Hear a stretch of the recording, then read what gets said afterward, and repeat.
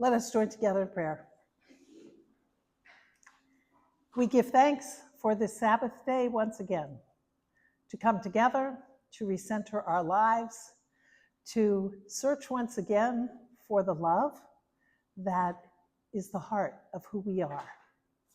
We give thanks for our sisters and brothers and siblings that join with us in this space and who accompany us on the journey of life, love, and labor. Amen. Amen.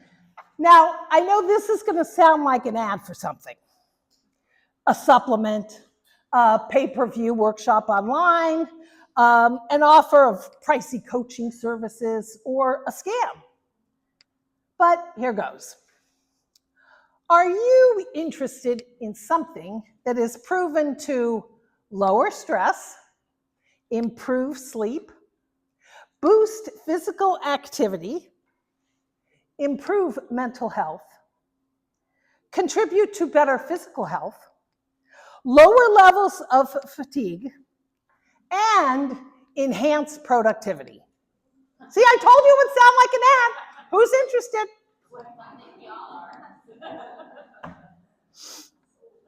Well, in a recent study conducted by Boston College and University College Dublin, these are just some of the outcomes that result from working a 4-day week instead of a typical 5-day work week.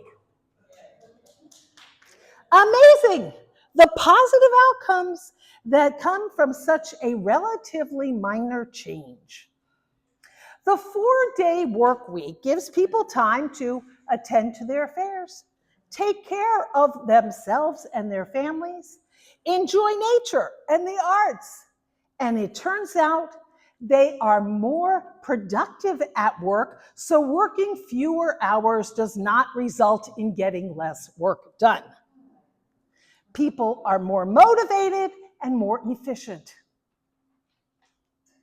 Yet, what prevents our society from embracing something as simple as the 4-day work week?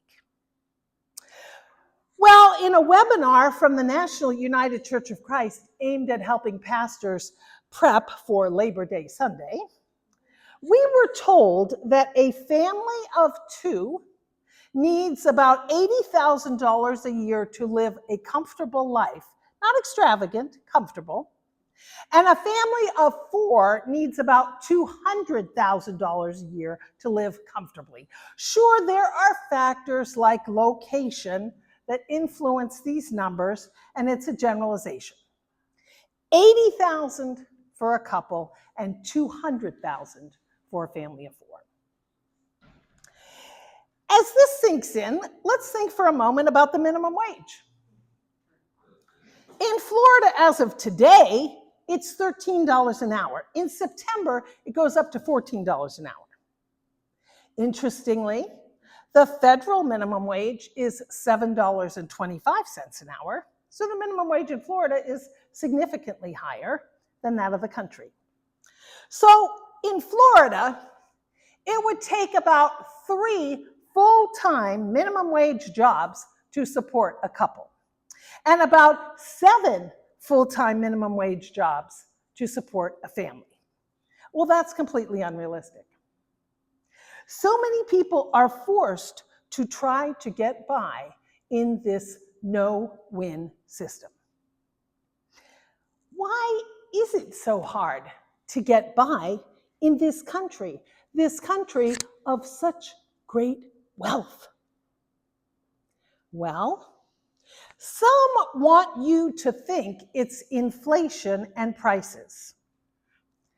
I believe that that's a ruse to distract attention from the fact that the wealth gap in this country has been steadily increasing since the 1980s. The problem isn't prices, it's too much money at the top, period.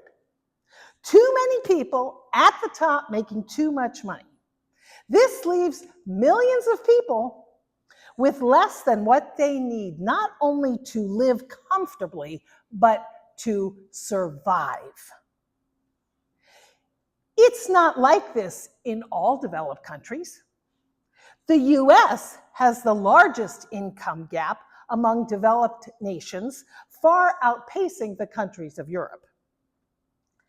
That's ironic, since one of the issues leading to the founding of the United States was to get away from the class barriers of Europe. So we've used our freedom to create an economic class system that still deprives those at the bottom for the advantage of those at the top. We look at our economy and see that so much money at the top means there isn't enough for those especially in the bottom half of the income distribution. And so this, possibly the wealthiest country in the world, has high rates of childhood food insecurity. We shouldn't have one child hungry in this country of such great wealth. We have high rates of home houselessness, lack of access to medical care, poor educational outcomes related to income and finance, and so much more. We've also lost sight of the purpose of work. The purpose of work is not to get rich, and it's certainly not to make someone else rich. The purpose of work is to provide for the needs of the community. The purpose of work is to see that people have what they need to live: food, some kind of a home, safety, medical care, security, community, recreation. The purpose of work is to help us take care of ourselves and one another, not take advantage of each other. Work's about helping our species and our planet survive and thrive. Here we remember the story of the fisherman. Yes, there's a story about, instead of giving a person a handout, teaching them how to fish, take care of themselves, help those around them, instead of encouraging dependency. But there's also the story of the fisherman approached by a businessman who was on vacation. You've likely heard this story. An American investment banker was at the pier of a small coastal Mexican village when a small boat with just one fisherman docked. Inside the small boat, there were several large yellowfin tuna. The American complimented the Mexican on the quality of fish and asked how long it took to catch them. The Mexican replied, "Oh, only a little while."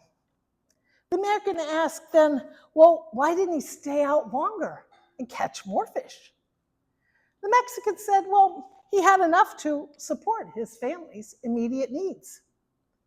The American then asked, "But what do you do with the rest of your time?" The Mexican fisherman said, "I sleep late, fish a little, play with my children, take siestas with my wife, Maria, stroll into the village each evening where I sip wine and play guitar with my amigos.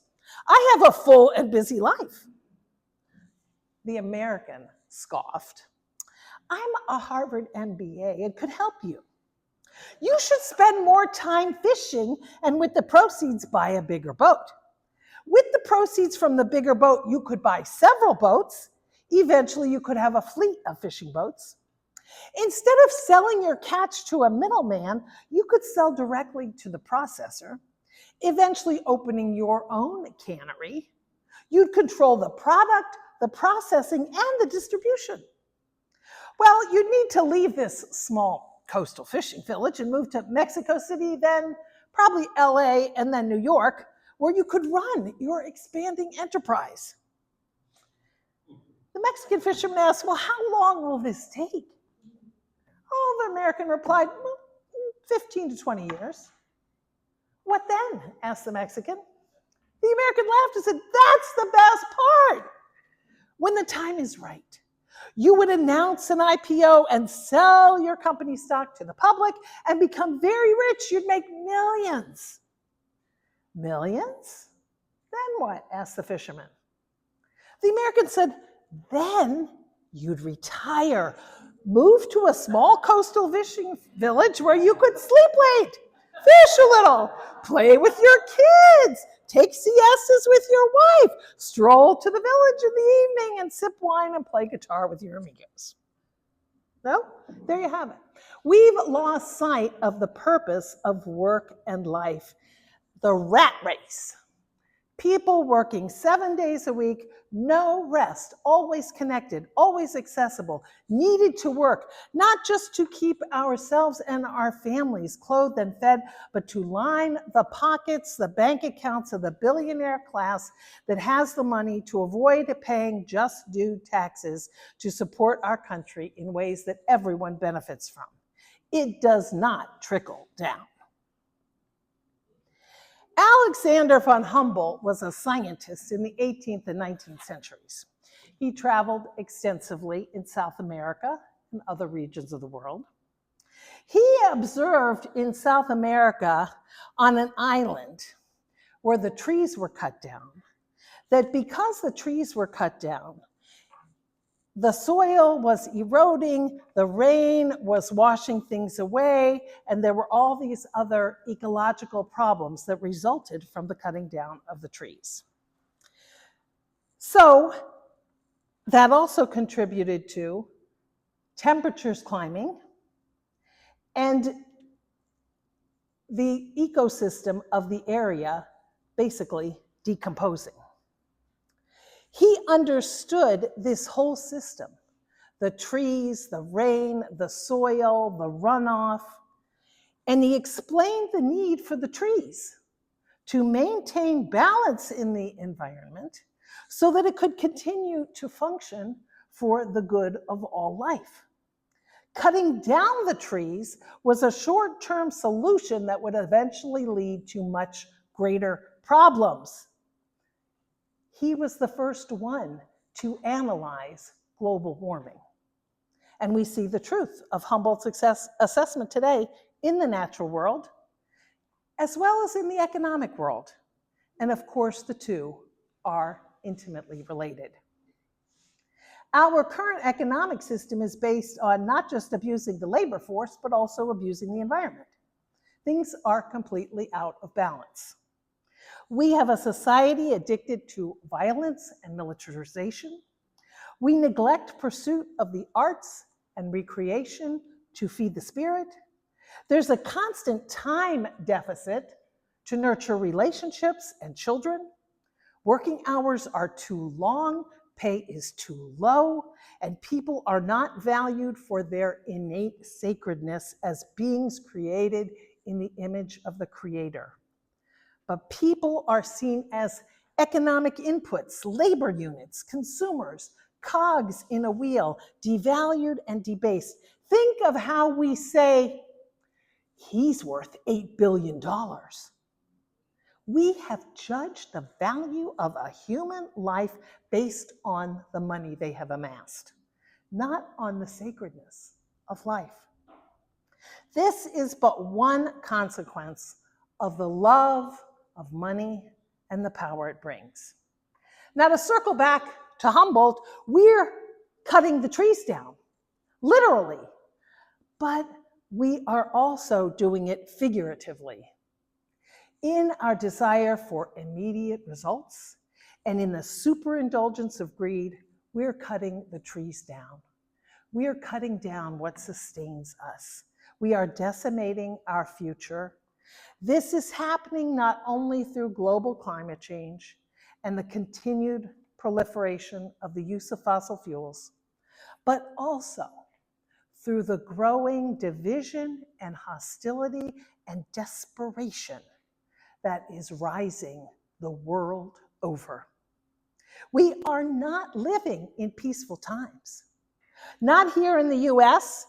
I mean, another school shooting this week while the children were praying in a church. And think about our international scene with all of its conflicts, wars, and threats looming ever larger. Perhaps the current US president is busy deploying troops in US cities to distract our attention from the involvement of the US military in other countries and conflicts. I don't know. Our faith tradition and other faith traditions as well teach moderation, teach sustainability, teach respect for nature and human life, teach peace. This morning we heard about the commandment to observe the Sabbath. This is to honor the sacredness of human life. People are to take time away from work where they exert control and glory in their accomplishments, a day away from that to appreciate all that we are being given by the Creator, by Mother Earth, a day to rest, reminding us that we're not greater than God, whom we're told rested on the seventh day of creation. The Sabbath day is to remind us that we are not merely economic agents. We are spiritual beings here to relish life, each other, and the earth. We're more than machines. We're sacred creatures, and we are commanded to take time to tend to the soul. Take away the Sabbath and problems ensue and things are out of balance. The teaching of our faith tradition is that human beings have been given the capacity to create social and economic systems and arrangements that work for everyone the world over and protect the environment. Taking care of people does not mean working them to death. And this is happening not just in China, but here in this country as well. Work is intended to provide what's needed for people to thrive. Work helps you provide for yourself and to meet the needs of others. It's a way to express our interdependence and mutuality. We need each other. Work is to be a source of social cohesion. Work can also bring satisfaction and joy, but the point of work is to help us all live together in peace with one another and the planet. It's not to abuse one another or the planet. Our current economic arrangements create so much need rather than meeting that need. And our church is busy addressing ourselves to helping people who are being left out and left behind. And that's good. We have our caring closet. We're collecting all kinds of things, and we're donating money to those who are trying to do good. But even more important than all of that is creating new systems and laws that no longer create need and poverty, that no longer leave people behind. It's not enough to donate to a food pantry.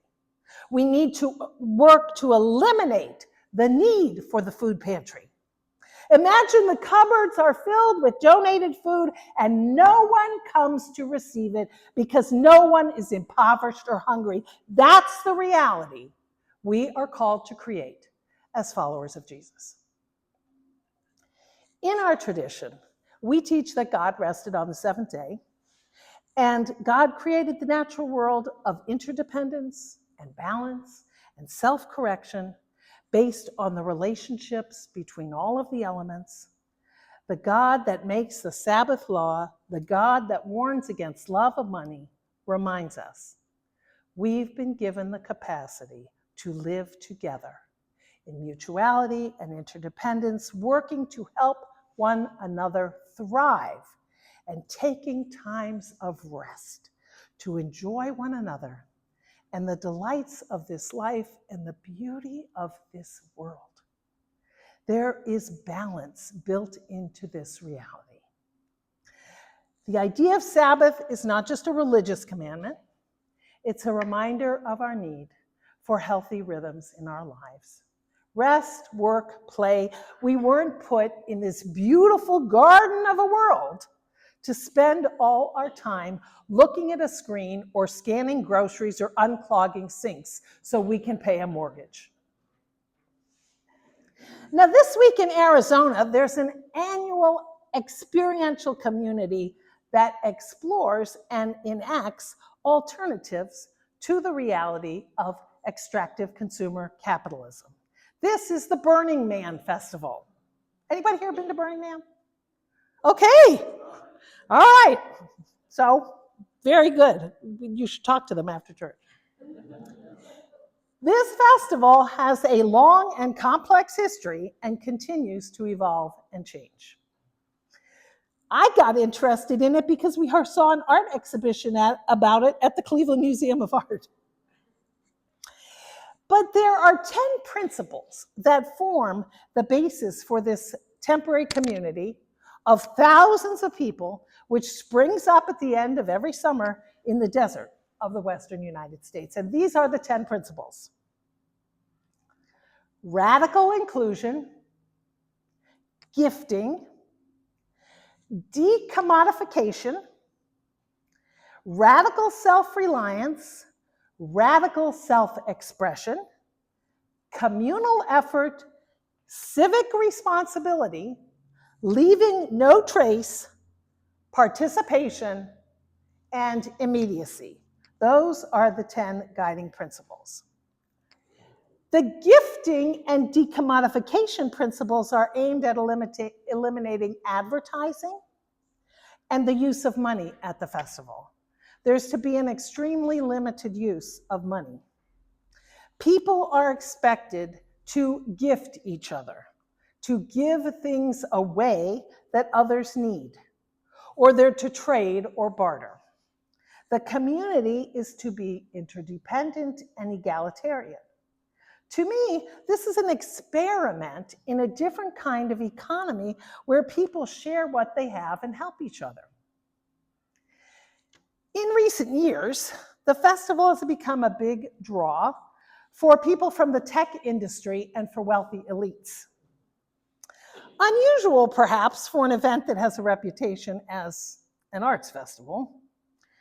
Now, the extensive presence of rich tech elites is considered a problem for the festival, which used to be about burning the man, the symbol of the system that abuses people economically and in other ways as well.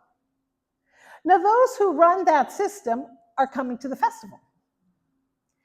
Maybe they are attracted in part by the alternative economic arrangements and social arrangements and the exploration of a different set of values. It could be a sign of hope. Now, as we prepare to celebrate Labor Day this year, let's remember the intent of labor is for us to help each other and provide for the world while taking care of the earth. And we're more than beasts of burden, which also get a day of rest on the Sabbath, according to Exodus. We are beings placed here to take delight and joy in the world around us and in one another. So maybe for Labor Day, we could think about not creating labor for someone else, not going to a store, not eating out, not ordering something online, not having our lawn mowed or the pool cleaned. Giving all those workers a rest, doing what we can to see that everyone gets a day off out of gratitude and respect, not only for their labor, but for their full humanity. Now, the scientists who did the study of the 4-day work week and the 5-day work week compared the data of those working 4 days and those working 5 days. And among both groups, the least stressful day of the week was Sunday. Remember the Sabbath and keep it holy. Do not work. This is good for us all. May Labor Day remind us as individuals, a community, a culture of the need for Sabbath. And do you remember during COVID, when we had to work less and go out less, there was more bird song. And the animals had more space and time to thrive in glory. Sabbath is good not only for us as a species, but for the earth, for our highest good and for the good of the world. We must put work in its place and remember the Sabbath. Amen.